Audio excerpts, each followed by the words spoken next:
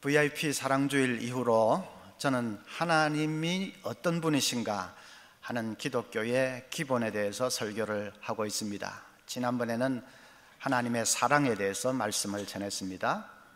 오늘은 우리 하나님은 전능하신 초월자시다 하는 것을 말씀하려고 합니다.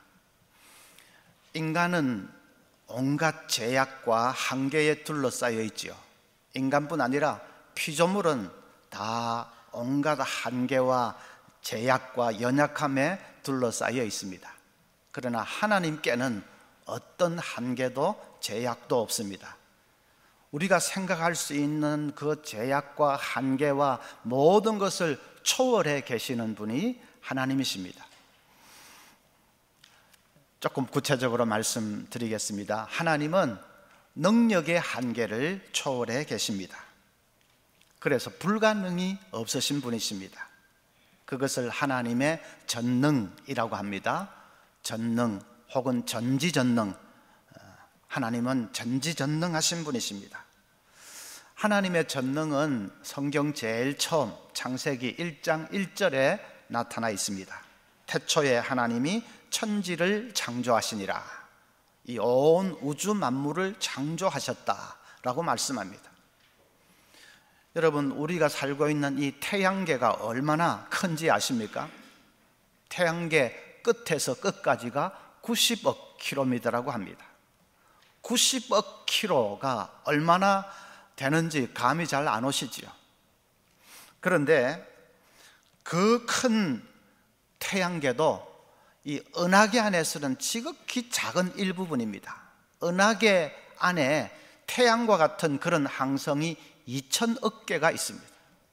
2,000개가 아니고 2천억 개가 있다고 합니다. 그야말로 상상을 초월합니다. 그런 어마어마한 은하계도 우주 전체를 두고 보면 지극히 작은 변방의 한 세계일 뿐입니다.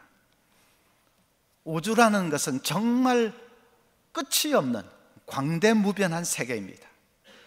그 우주를 하나님이 창조하셨습니다. 어떻게요? 말씀으로. 무슨 재료가 있어서 만든 것이 아니고 말씀 한마디로 이 우주를 창조하셨습니다. 그것이 하나님의 전능입니다. 인간은 또 어떻습니까? 자동차는 부속품이 13,000개고 747 여객기는 부속품이 300만 개, 우주왕복선은 또 부속품이 500만 개입니다. 인간은 부속품이 몇 개나 될까? 인간의 세포는 전부 100조입니다. 1조만 해도 엄청날 텐데 100조입니다. 그렇게 많은 세포들이 각기 제자리를 지키면서 돌아가기 때문에 우리 몸이 건강을 유지하는 것이죠. 그런 복잡한 인간을 누가 만드셨습니까? 하나님이 만드셨습니다. 그러니까 하나님의 전능하심은 그야말로 청량할 수가 없습니다. 그래서 하나님께는 기적이 아무 일도 아닙니다. 괜히 우리가 기적이 일어났다고 기적이라고 그렇게 떠드는 거지, 하나님께는 기적이 아무 일도 아닙니다. 하나님께는 불가능이 오히려 불가능합니다. 오늘 읽은 말씀도 아브라함이 나이 99세 되었을 때에 하나님이 나타나셔서 하신 말씀입니다. 아브라함아, 내년 이맘때에 너에게 아들이 있을 것이다. 아브라함이 기가 차서, 하나님, 제 나이가 99세, 내년이면 100세인데 100세 노인이 무슨 아이를 낳습니까? 제 아내는 90세인데 여자 90세에 무슨 아이를 가집니까? 하나님께서 짤막하게 말씀하셨습니다. 나는 전능한 하나님이다. 그렇죠? 그 속에 답이 다 있습니다. 인간을 창조하신 분이 하나님인데 노인이 아이 하나 낳게 하는 것, 그건 아무 일도 아니라는 말이에요. 또 두 번째로 하나님은 공간의 제약을 초월해 계십니다. 그것을 하나님의 편재라고 합니다. 편재라는 말은 하나님이 어디든지 계신다 하는 뜻입니다. 하나님이 계시지 않는 곳이 없다. 시편 139편 8절부터 보면 내가 하늘에 올라갈지라도 거기 계시며 수올에 내 자리를 펼지라도 거기 계시니이다. 수올은 무덤 혹은 땅속을 말합니다. 내가 새벽 날개를 치며 바다 끝에 가서 거할지라도 거기서도 주의 손이 나를 인도하시며 주의 오른손이 나를 붙드시리이다. 하나님은 하늘에도 계시고 우리가 우주선을 타고 저 우주 한가운데 간다 할지라도 거기도 하나님 계시고 저 심해 깊은 만미더 바다 속에도 하나님 계시고 땅끝 어디든지 하나님 계시고 계시지 않는 것이 없다. 편재하신 하나님입니다. 하나님의 편재를 잘못 생각하면 범신론으로 흐를 수가 있습니다. 범신론은 모든 만물 속에 신이 있다 하는 사상이지요. 만물 속에 다 신이 있다는 범신론이나 하나님은 어디든지 계신다 하는 하나님의 편재나 좀 비슷하게 들릴 수도 있습니다. 그러나 차이는 범신론은 만물 속에 신이 있다는 그 생각이 더 발전해서 만물이 바로 신이라고 믿는 것입니다. 나무도 신이고 바위도 신이고 다 신입니다. 그래서 큰 고목나무 앞에서 제사도 지내고 바위 앞에서 불공도 드리고 하지 않습니까? 그건 잘못된 것이죠. 하나님은 만물 속에 계시고 만물과 함께 계시지만은 그러나 만물이 바로 하나님이다 하는 것은 그건 완전히 잘못된 것이죠. 공상과학 영화 보면 한 몇백 년 후에는 우리 인간이 순간 이동을 할 수 있다고 합니다. 서울에 있던 사람이 불과 몇 초 사이에 뉴욕에 탁 나타나는 것입니다. 그런 순간 이동은 공간의 제약을 초월한 것입니까? 아닙니까? 초월한 것은 아닙니다. 왜냐하면 어쨌든 서울에 있든지 뉴욕에 있든지 한 군데 있는 것이지 두 군데에 동시에 있는 것은 아니지 않습니까? 순간적으로 이동을 한다 해도 한 군데 있는 것이 두 군데에 동시에 있는 것은 아닙니다. 그래서 공간의 제약을 여전히 받고 있습니다. 하나님은 서울에도 계시고 동시에 뉴욕에도 계시고, 아니 그뿐 아니라 세상 어디든지 하나님은 동시에 다 계십니다. 공간을 아예 초월해 계시기 때문입니다. 어떤 무신론자는 예수 믿는 사람만 만나면 종이에다가 God is nowhere, 하나님은 아무데도 안 계신다, 그렇게 써가지고는 막 들이밀고 놀려댑니다. 그러던 분이 어느덧 이제 임종을 맞게 되었습니다. 어디로 끌려가는지 너무나도 두렵습니다. 그래서 회개하고 예수님을 영접하고 이제 믿게 되었습니다. 이분이 예수 믿고 나니까 마음이 너무 편안하거든요. 눈물을 흘리면서 종이에다가 이렇게 유언을 썼습니다. God is now here. 하나님은 지금 여기 계신다. 자기가 늘 쓰던 God is nowhere, 그 nowhere에 띄어서기만 하니까 nowhere가 now here가 됐습니다. 하나님은 우리가 어디 있든지 바로 거기에, 지금 여기에 계시는 것, now here 하시는 것, 그것이 하나님의 편재입니다. 세 번째로 하나님은 시간의 제약도 초월해 계십니다. 인간은 시간의 제약 속에 살지요. 그래서 우리는 과거로 돌아갈 수 없고 미래를 앞당겨 살 수 없습니다. 우리는 항상 현재를 살 뿐입니다. 시간에 예속되어 있기 때문입니다. 그러나 하나님은 과거로 돌아가실 수도 있고 미래를 앞당겨서 사실 수도 있습니다. 아니, 정확하게 말하면 하나님은 과거와 현재, 미래에 다 동시에 계십니다. 공간적으로 하나님은 여기도 계시고 저기도 계시고 공간적으로 동시에 계시는 건 마찬가지로 시간적으로도 하나님은 과거, 현재, 미래에 구별이 없이 하나님은 과거, 현재, 미래에 동시에 다 계십니다. 그것을 하나님의 영원성이라 그렇게 말합니다. 우리가 하나님을 영원한 분이다 할 때는 주로 미래로 끝없이 계시는 거, 그걸 영원하다 이렇게 생각을 하기 쉬운데, 정확하게 말하면 하나님이 영원하시다 하는 말은 하나님은 과거, 현재, 미래 다 초월해서 동시에 다 계신다. 그것이 하나님의 영원하심입니다. 시편 90편 4절에 주의 목전에는 천년이 지나간 어제 같으며 밤의 한순간 같을 뿐임이니이다. 하나님은 천년의 긴 세월도 어제처럼 생생하게 보고 계시다는 말입니다. 앞으로 올 천년의 그 먼 세월도, 긴 기간도 하나님은 바로 오늘 일처럼 아주 생생하게 보고 계신다 하는 말입니다. 어떤 권사님이 저에게 오시더니, 목사님, 며느리가 임신 5개월인데 지금 와서 딸 달라고 기도해도 됩니까? 묻습니다. 지금 기도해도 되겠습니까? 임신 5개월이면 뱃속에 아들이든 딸이든 이미 결정되어 있을 겁니다. 아마 의사는 딱 보고 벌써 알고 있을지도 모릅니다. 그럼 지금 와서 딸 달라고 기도하는 것이 그게 가능할까? 딸 달라고 기도한다고 해서 뱃속에 있는 아들이 딸로 변할 것도 아니고, 또 뱃속에 딸이 있으면 딸 달라고 기도할 필요도 없고, 그러니까 지금 와서 기도하는 것은 그건 쓸데없는 짓 아닐까? 자, 그것은 우리 시간 개념으로 생각하니까 그런 것입니다. 기도하는 것은 현재고, 임신이 탁 착상이 된 것은 과거고, 그러니 현재가 과거를 바꿀 수는 없지 않느냐, 우리 생각이죠. 하나님은 그걸 초월해 계시는 분이십니다.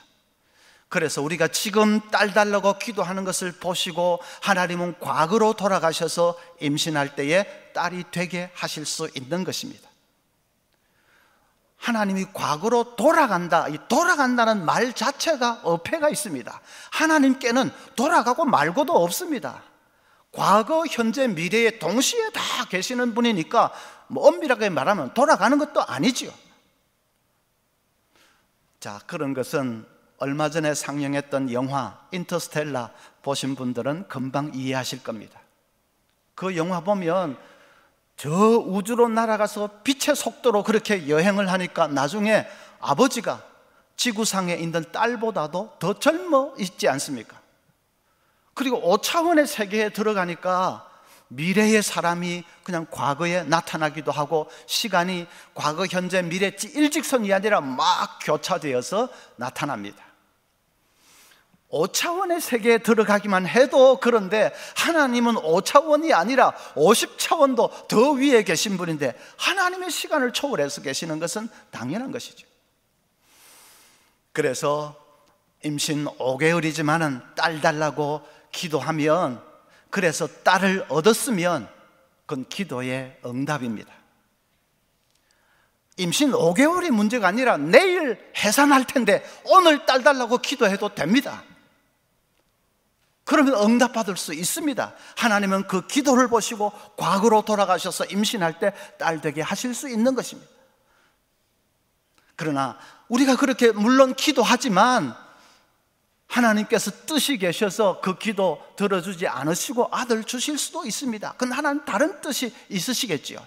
분명한 것은 우리가 기도할 때 그 기도를 하나님이 들으시고 하나님 시간을 초월해 계시기 때문에 과거로 돌아가셔서 얼마든지 응답하시기를 원하시면 응답하실 수 있다는 것입니다. 자, 여기까지 한번 요약을 해보겠습니다. 하나님은 어떤 이 제약과 한계도 다 초월해 계시는 불가능이 없으신 분이십니다. 그게 뭡니까?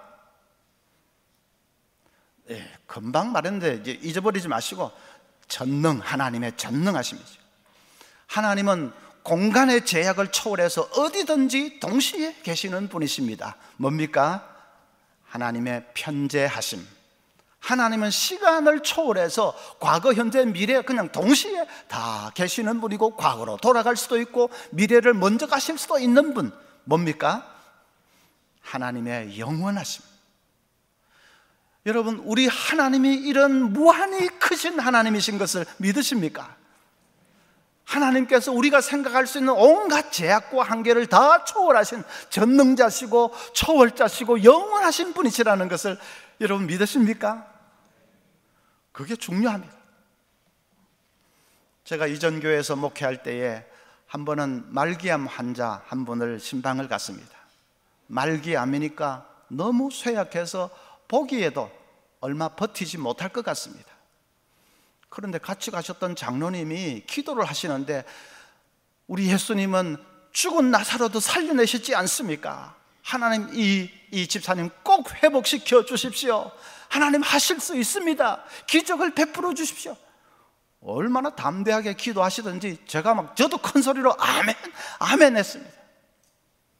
예배 마치고 나오는데 장로님이 제 귀에 대고 목사님 아무래도 안 되겠지요. 장지를 알아봐야 되지 않겠습니까? 제가 장로님을 빤히 쳐다봤습니다.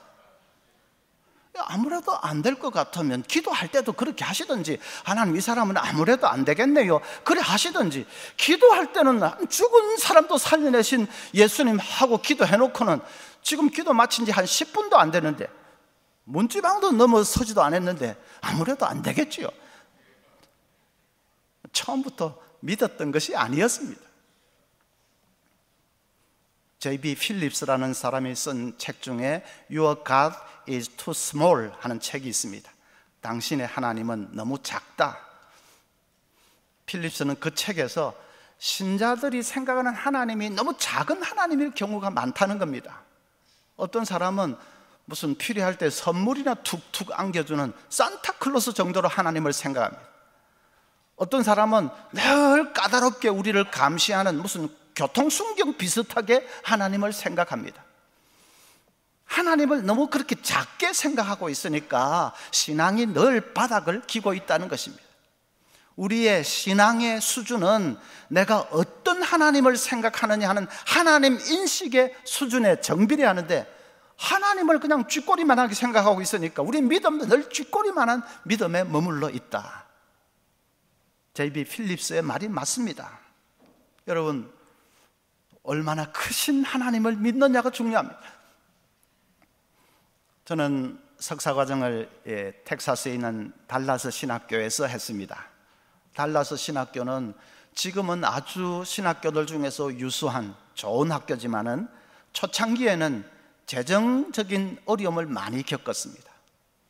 한 번은 큰 재정 위기에 봉착했는데 잘못하면 학교가 채권단에게 넘어갈 수 있는 이런 상황이 됐습니다. 그 위기 앞에서 교수들이 채플에 모여서 간절히 기도를 합니다.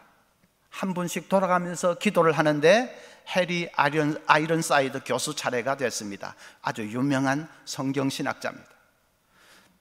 그 교수님이 기도하려고 하는데 하나님 말씀 한 구절이 딱 떠오릅니다. 시편 50편 10절의 말씀, 이는 삼림의 짐승들과 뭇산의 가축이 다 내 것이며, 12절에도 내가 가령 줄여도 내게 이르지 아니할 것은 세계와 거기에 충만한 것이 내 것이미로다.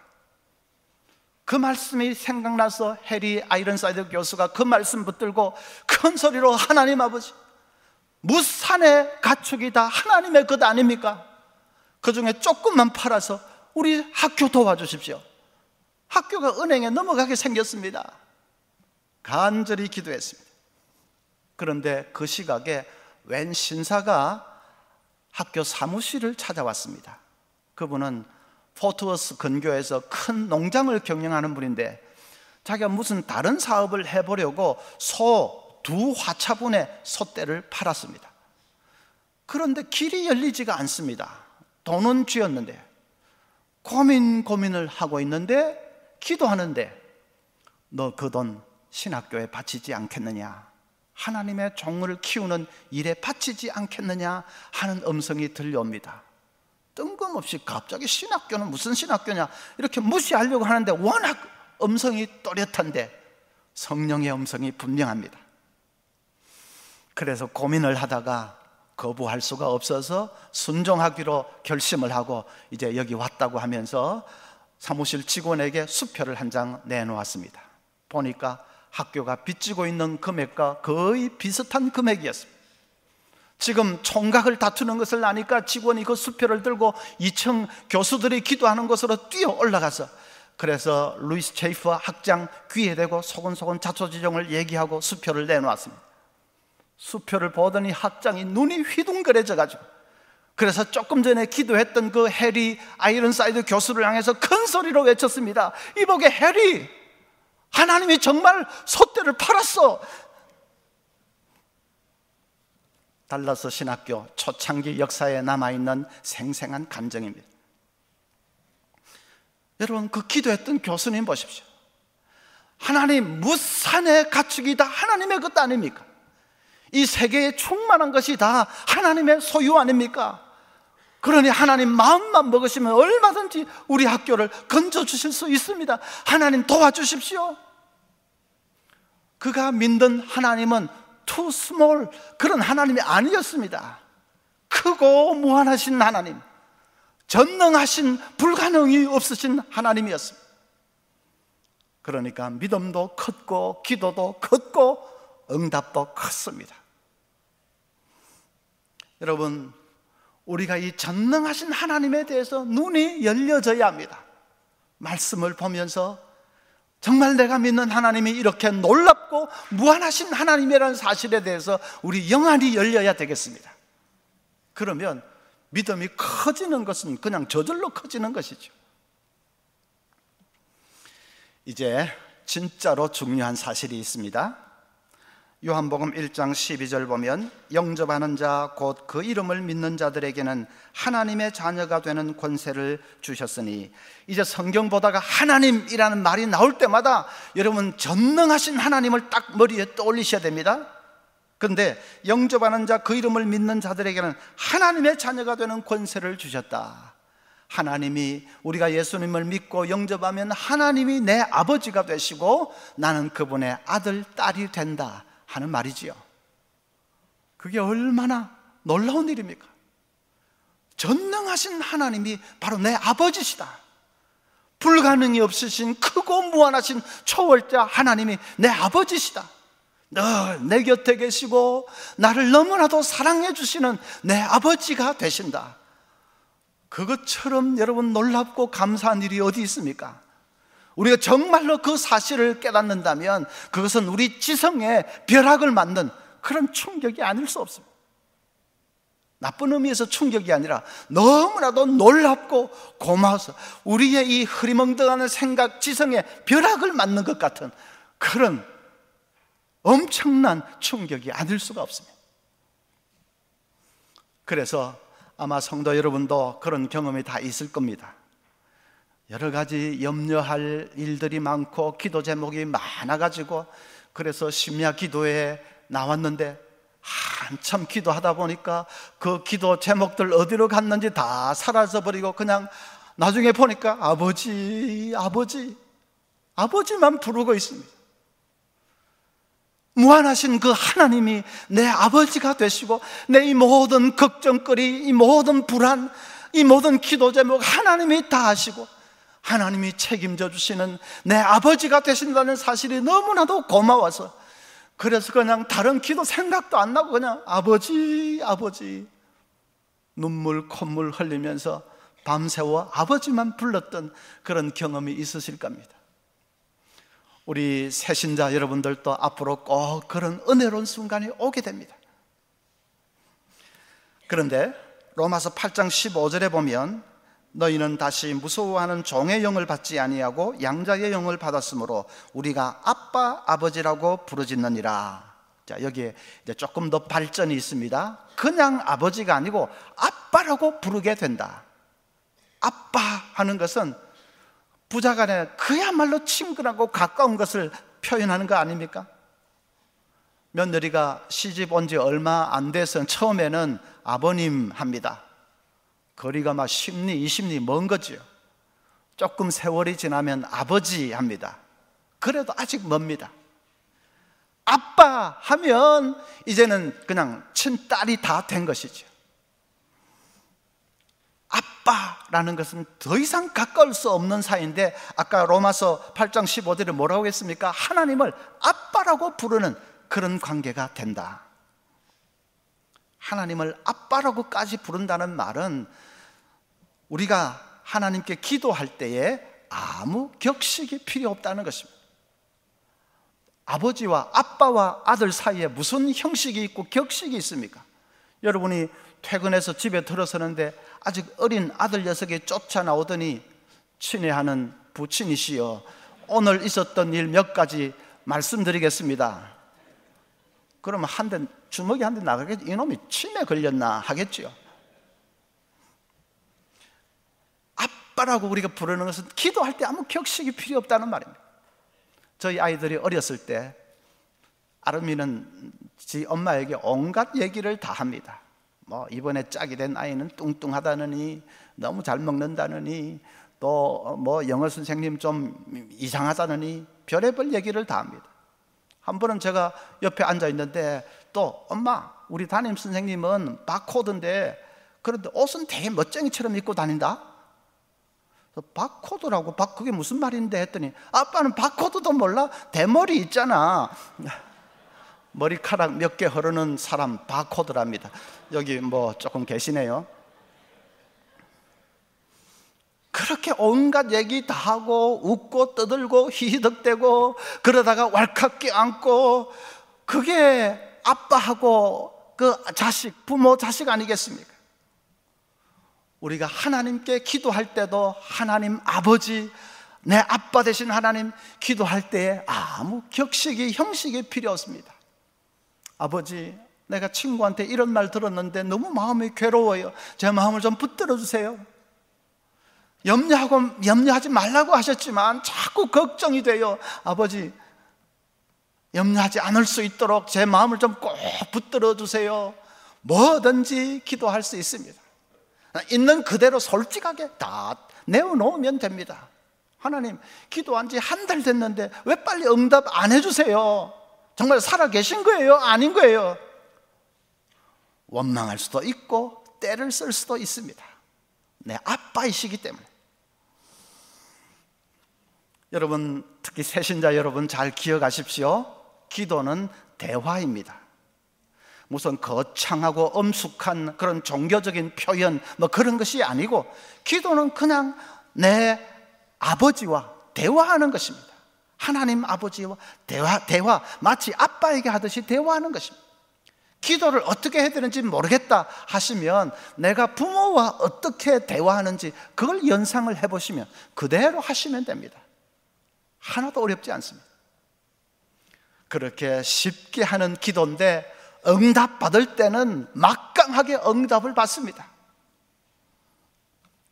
이낙연 국무총리 내정자는 신실한 기독 신자입니다.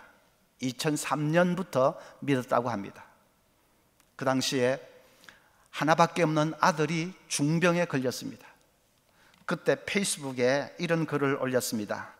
외아들이 목숨을 건 수술을 받았지만 수술실 앞에서 기도도 할 줄 모른 채 멀뚱멀뚱 앉아 있었다. 가장 절박한 순간 절대잡게 간구하는 것이 인간이라는 생각을 처음 하게 되었다. 그래서 이제 신앙생활 시작된 거지요.